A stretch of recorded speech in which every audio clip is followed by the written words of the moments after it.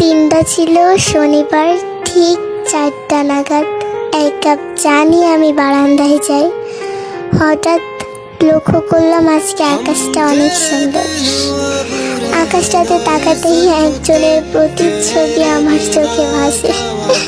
অজান্তে যে কখন চোখ দিয়ে পানি গড়িয়ে পড়লো আমি নিজেও জানি না। হঠাৎ আম্মা এসে বলল, কাঁদছো কেন মা? আমি আর কিছু বলতে পারলাম না। আম্মুকে ইশারা দিয়ে ফোনের দিকে তাকাতে বললাম। ফোনের লক স্ক্রিনে একজনের ছবি দেখে আম্মুর আর বুঝতে বাকি রইল না আমি কাকে মিস করছি।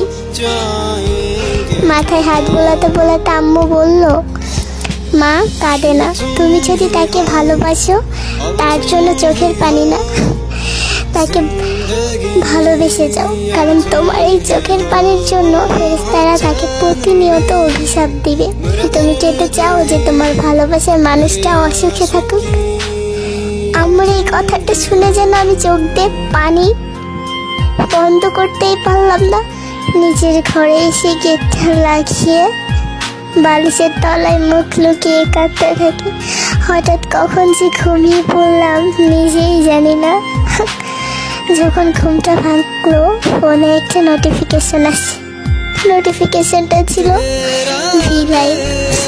হঠাৎ সে লাইভ আসে, ঠোঁটের কোণায় মুচকি একটা হাসি নিয়ে সম্পূর্ণ লাইভ দেখি আর ভাবি কেন তাকে ভালোবাসি এত।